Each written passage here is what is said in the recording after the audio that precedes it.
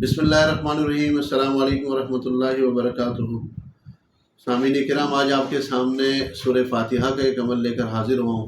اکثر جو ہے وہ سردیوں کے دن بھی چل رہے ہیں، اور جو بڑے بوڑھے افراد ہیں وہ بھی جنات کے امراض کے شکار افراد، چاہے وہ مرد ہے، وہ عورت ہے، بوڑھا ہے، جوان ہے، وہ بھی جو جادو بندش کا شکار ہے، وہ افراد بھی کہتے ہیں کہ جی جسم میں بہت درد رہتا ہے، جسم میں درد کس طرح جو ہے نا ختم ہو جائے۔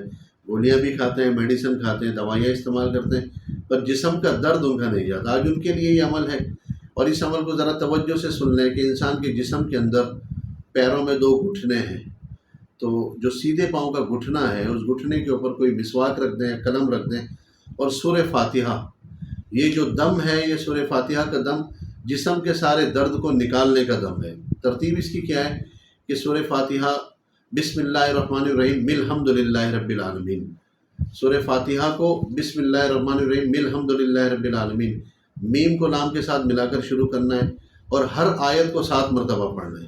بسم اللہ الرحمن الرحیم الحمد للہ رب العالمین 7 مرتبہ، اگلی آیت الرحمن الرحیم الرحمن الرحیم الرحمن الرحیم 7 مرتبہ، اسی طرح مالک یوم الدین 7 مرتبہ، تمام آیتیں وللضالین تک 7 مرتبہ پڑھ کر پھر وہ جو مسواک یا قلم دائیں گھٹنے کے اوپر رکھا ہے اس کو ہٹا لے، وہاں پر پھونک مار دے، دم کر دے، پھر بائیں گھٹنے پر رکھے، اسی طرح عمل کرے۔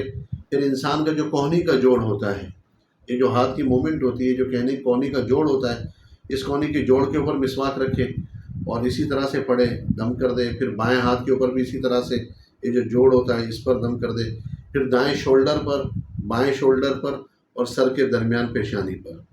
یہ 7 پوائنٹ ہیں، دونوں گھٹنے، دونوں بازو، دونوں شولڈر اور پیشانی۔ اس پر جو ہے قلم یا مسواک رکھ کر دم کریں، اسی ترتیب سے دم کریں اور پھونک مارتے رہیں۔ انشاءاللہ تعالی جسم کا جو بھی درد ہے ان امراض کی وجہ سے، جادو بندش، سحر ٹونا اثرات کی وجہ سے، انشاءاللہ بالکل ٹھیک ہو جائے گا۔ اس عمل کو 41 دن کرتے رہیں، صبح شام 2 مرتبہ یہ عمل کریں، انشاءاللہ تعالی مریض بھی ٹھیک ہو جائے گا، اور مریض کا جو جسم کا درد ہے وہ بھی ٹھیک ہو جائے گا۔ السلام علیکم ورحمۃ اللہ وبرکاتہ۔